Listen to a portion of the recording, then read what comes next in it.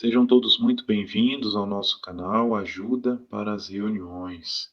Esperamos que cada um de vocês, queridos irmãos, estejam bem e que Jeová esteja com todos vocês. Neste vídeo, nós vamos estar disponibilizando a reunião Nossa Vida e Ministério Cristão completa desta semana, 25 de novembro a 1 de dezembro. De maneira objetiva, vamos analisar e preparar as partes principais dessa reunião, que são aquelas por perguntas e respostas, onde podemos dar nossos valiosos comentários. Então, iniciando, vamos ver que joias espirituais podemos encontrar na leitura do relato desta semana, dos Salmos 109 a 112. Depois, passando para a sessão Nossa Vida Cristã, nós teremos um discurso de 15 minutos com o tema Como podemos apoiar o reino de Deus de todo o coração? Então, neste discurso, nós teremos 4 perguntas para responder, sendo uma delas baseadas no vídeo e 3 perguntas pessoais. Então, vamos também fazer uma preparação bem completa neste discurso para que os irmãos consigam comentar nesta parte. E finalizando no estudo bíblico de congregação, nós vamos concluir o capítulo 18 do livro de Testemunho Cabal sobre o Reino de Deus e vamos estudar especificamente os parágrafos 16 a 24. Veremos então as respostas que podemos comentar também neste estudo tão importante.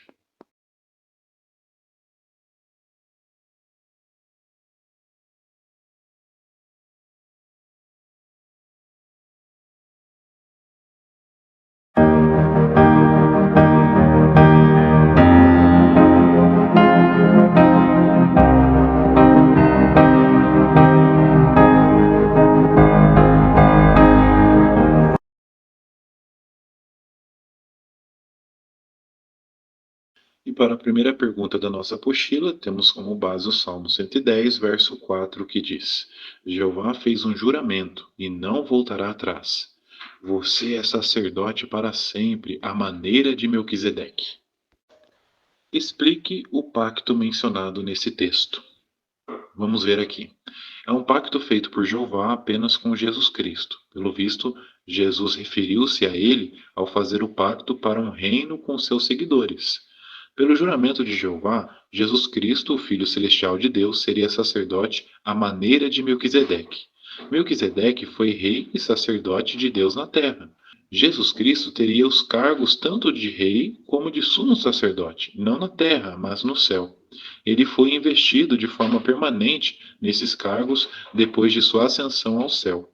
O pacto dura para sempre, visto que Jesus atuará sob a direção de Jeová como rei e sumo sacerdote para sempre. Passando agora para a leitura completa dos Salmos 109 a 112, que joias espirituais você encontrou na leitura da Bíblia desta semana? E uma primeira joia podemos encontrar logo aqui no Salmo 109, verso 4, que diz: Em troca do meu amor, ele se opõe a mim, mas eu continuo a orar. Salmo 109, verso 4, lição. Este verso destaca a importância de mantermos uma comunicação constante com Deus, mesmo quando enfrentamos oposição de algumas pessoas que vão nos tratar mal e nos prejudicar por causa de nossa fé. Sem dúvidas, se orarmos continuamente a Jeová, ele vai nos dar forças e conforto para perseverar com alegria diante dessas situações. Agora vamos ver aqui na continuação o verso 5, ainda no Salmo 109. Diz assim: Retribui-me o bem com o mal e meu amor com ódio. Olhem só que interessante a lição que podemos tirar desse verso. Este verso destaca a ingratidão e o ódio que, infelizmente, nos deparamos no mundo hoje, principalmente quando fazemos o que é correto aos olhos de Jeová. Mas mesmo assim, apesar disso, devemos continuar fazendo o que é correto, refletindo a paciência e o amor que Jeová nos ensina. Desta forma, Jeová vai continuar nos abençoando. Vamos agora para o verso 21 do Salmo 109. Diz assim: Mas tu, ó Jeová, soberano Senhor, age em meu favor por causa do teu nome. Livra-me, porque o teu amor leal é bom. A lição. Observamos aqui que o salmista confiava plenamente que Jeová agiria em seu favor. Isto nos ensina que podemos também hoje deixar nossos fardos nas mãos de Jeová, confiando no seu amor leal e na sua justiça. Agora vamos aqui para o verso 22 do Salmo 109. Diz assim: Pois estou desamparado e pobre, e dentro de mim meu coração foi ferido. Salmo 109, verso 22, lição. Este verso nos incentiva a ser humildes e a reconhecermos nossas fraquezas, pois quando fazemos isso, abrimos a porta para que Jeová atue em nossas vidas como um Pai amoroso. Jeová sempre garantiu na sua palavra Bíblia que seria um refúgio e cuidaria daqueles que se sentissem abatidos e fracos. Por isso, em tempos de teste de fraqueza, é muito importante abrirmos nosso coração em oração a Jeová, tendo plena certeza que Ele ouve e responde àqueles que confiam plenamente nele.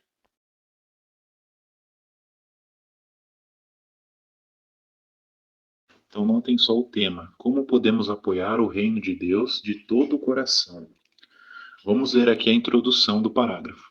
O reino de Deus é uma das maneiras de Jeová exercer sua soberania universal. Por isso, quando fazemos o máximo para apoiar o reino de Deus, estamos apoiando a soberania de Jeová. Então agora temos um vídeo para assistir. Se eu não me engano, esse vídeo é de um congresso ou de uma assembleia, com o tema Apoie de todo o coração o príncipe da paz. Então é importante que os irmãos assistam esse vídeo para vocês entenderem a seguinte pergunta: como apoiamos de todo o coração o reino de Deus? Então a resposta, conforme vimos no vídeo. Podemos mostrar isso por meio de nossas orações, por meio de nossos pensamentos e o nosso coração, e por ensinar a outros o que o reino de Deus vai fazer pela humanidade. Muito bem, agora vamos para as perguntas pessoais. Olhem só que interessante. Escreva um texto bíblico que sirva de base para cada uma dessas maneiras de apoiar o reino de Deus. A primeira maneira, fazer do reino a coisa mais importante da nossa vida. Então, aqui na resposta, irmãos, eu lembrei de dois textos, de Mateus 6,33, onde Jesus nos incentiva a colocar o reino de Deus em primeiro lugar. Esse texto nós conhecemos muito bem. E também Mateus 13, 45 e 46, onde Jesus conta em particular para seus discípulos sobre a parábola ou ilustração da pérola de grande valor. E ensina que o reino dos céus é como essa valiosa pérola, que devemos dar muito valor na vida. Agora vamos aqui para a segunda pergunta. Escreva um texto bíblico que sirva de base para cada uma dessas maneiras de apoiar o reino de Deus. A segunda maneira, viver de acordo com os padrões de moral que o reino estabelece para seus cidadãos. Então, eu coloquei aqui que é digno de nota o texto de 1 Coríntios 6, 9 e 10, que mostra várias coisas erradas que não devemos praticar para assim podermos herdar o reino de Deus, como, por exemplo, imoralidade, idolatria, ganância, adultério, enfim. Além disso, temos também o texto do Salmo 101, versos 2 a 4, onde o salmista expressa ali de coração várias coisas que ele estava determinado a fazer para ser íntegro e agradar a Jeová. Muito bem, vamos aqui agora para a terceira questão. Escreva um texto bíblico que sirva de base para cada uma dessas maneiras de apoiar o reino de Deus. Terceira maneira, fazer o nosso melhor para falar sobre o reino com outros. Então temos o texto de 1 Coríntios, que eu lembrei aqui, 9, 15 e 16, onde Paulo nos lembra que declarar as boas novas é uma necessidade imposta a nós por Jeová e Jesus, ou seja, um maravilhoso privilégio que eles confiaram a todos nós, servos deles. E também podemos nos lembrar com carinho do texto de 2 Timóteo 4:2, onde Paulo nos exorta a pregar a palavra e o reino de Deus urgentemente em tempos favoráveis e em tempos difíceis. E por fim, Romanos 10:14, onde Paulo também nos lembra da importância de pregar as boas novas, porque como as pessoas vão exercer fé em Jeová e em seu reino se nunca ouviram falar dele? Vamos agora para a quarta e última questão. Escreva um texto bíblico que sirva de base para cada uma dessas maneiras de apoiar o reino de Deus. A quarta maneira: respeito pelos governos humanos, mas obedecer a Deus quando a lei de César for diferente da lei de Deus. Então temos um texto bem conhecido também, que é o de Atos 5:29, onde somos exortados a obedecer a Deus primeiro como governante, em vez de a homens, e também o próprio texto de Mateus 22:21, onde somos incentivados a dar a César as coisas de César e a Deus as coisas de Deus.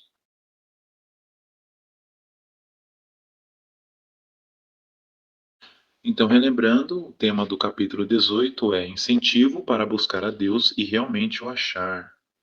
Pergunta do parágrafo 16. Qual é o propósito do Criador para os humanos? Resposta. Paulo revelou aos atenienses que o propósito do Criador para os humanos é que eles buscassem a Deus, que tateassem à procura dele e realmente o achassem, pois Jeová não está longe de cada um de nós. Além disso, Paulo usou a palavra nós, incluindo a si mesmo, entre aqueles que precisavam buscar a Deus e tatear por ele. Pergunta dos parágrafos 17 e 18. Por que os humanos devem se sentir atraídos a Deus e o que podemos aprender da forma como Paulo tornou a mensagem mais atraente à sua assistência? Resposta. Porque, conforme o próprio Paulo disse, é por causa de Deus que nós temos vida, nos movemos e existimos. Além disso, os humanos devem sentir que têm um vínculo com Deus, porque foi Ele que criou o homem, de quem todos os humanos são descendentes. E algo que podemos aprender com essa maneira de Paulo tornar a mensagem de Deus mais atraente é talvez durante o nosso ministério fazer citações da história, de enciclopédias ou de outras obras de referência bem conhecidas para aguçar o interesse das pessoas no nosso território. Então, agora o próximo subtítulo diz assim: é da vontade de Deus que todos, em toda parte, se arrependam. Temos aí como base Atos 17, 29 a 31. Parágrafos 19 e 20 pergunta A. Como Paulo usou de tato ao expor a tolice de adorar ídolos feitos pelos homens? Resposta. Ele disse: portanto, visto que somos filhos de Deus, não devemos pensar que o ser divino é semelhante a ouro, prata ou pedra, como algo esculpido pela arte e imaginação do homem? De fato, se os humanos foram criados por Deus, então como Deus poderia assumir a forma de ídolos que são criados por homens? Então, com esse argumento sutil, Paulo expôs a tolice de adorar ídolos feitos pelo homem. Parágrafos 19 e 20, pergunta B. O que os ouvintes de Paulo precisavam fazer? Resposta: eles precisavam agir e se arrepender. Embora alguns dos ouvintes talvez tenham ficado chocados ao ouvir isso, o poderoso discurso de Paulo deixou claro que eles deviam a vida a Deus e que, por isso, tinham de prestar contas a Ele. Então, em outras palavras, os atenienses precisavam buscar a Deus, aprender a verdade sobre Ele e harmonizar toda a sua vida com essa verdade, deixando totalmente de praticar a idolatria. Pergunta dos parágrafos 21 e 22. Com que palavras Paulo terminou seu discurso e o que elas significam para nós? Resposta. Paulo terminou seu discurso com palavras que davam muito em que pensar. Ele disse: Deus determinou um dia em que vai julgar a terra habitada com justiça, por meio de um homem a quem designou. E ele deu garantia disso a todos os homens por ressuscitá-lo dentre os mortos. E essa conclusão motivadora é cheia de significado para nós, pois nós temos plena certeza que o juiz designado por Deus é o ressuscitado Jesus Cristo. E também sabemos que o dia do julgamento durará 1000 anos e que Jesus e Jeová trará indescritíveis bênçãos aos que forem julgados fiéis. Último subtítulo do estudo: Alguns se tornaram crentes, com base em Atos 17, 32 a 34. Pergunta do parágrafo 23. Que diferentes reações o discurso de Paulo provocou? Resposta.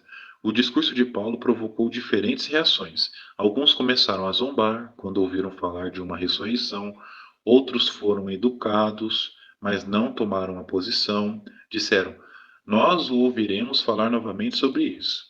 Mas houve os que reagiram favoravelmente. Alguns se juntaram a ele e se tornaram crentes. Entre eles estava Dionísio, que era juiz do tribunal do Areópago, e uma mulher chamada Dâmaris, além de outros. Muito bem, pergunta do parágrafo 24. O que podemos aprender do discurso que Paulo fez no Areópago? Resposta. Aprendemos como fazer apresentações lógicas e convincentes, como nos adaptar à assistência, a necessidade de ser pacientes e de usar de tato com aqueles que estão cegados pela religião falsa, e a importância de nunca amenizar a verdade bíblica apenas para agradar os ouvintes. Além disso, aprendemos que todos nós, como pregadores das boas novas, podemos nos tornar instrutores mais eficientes no ministério de campo.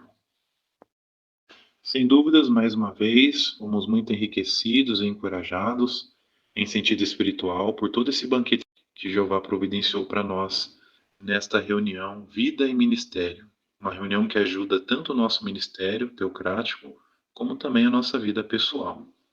Esperamos que todos vocês tenham tirado bastante proveito desta preparação e que, em pelo menos em uma destas partes, vocês consigam dar excelentes comentários. Muito obrigado, queridos irmãos, pela atenção, pelo carinho. Pedimos àqueles que não forem inscritos, se inscrevam no nosso canal, deixem um gostei, um comentário. Quando você comenta, o YouTube entende que esse conteúdo é relevante, é importante para você, e aí a própria plataforma do YouTube disponibiliza esse vídeo na página inicial, facilitando a pesquisa de outros irmãos que também vão preparar a reunião Vida e Ministério. Então fique à vontade em dar seus comentários aqui na aba de comentários. Também compartilhe nossos vídeos e, se ainda é possível, torne-se membros do canal ou clique na opção Valeu Demais. Estas duas opções, torne-se membros e Valeu Demais, são duas maneiras excelentes de vocês mostrarem gratidão por todo esse trabalho que fazemos aqui em elaborar esses vídeos para ajudar na sua preparação. Fiquem à vontade.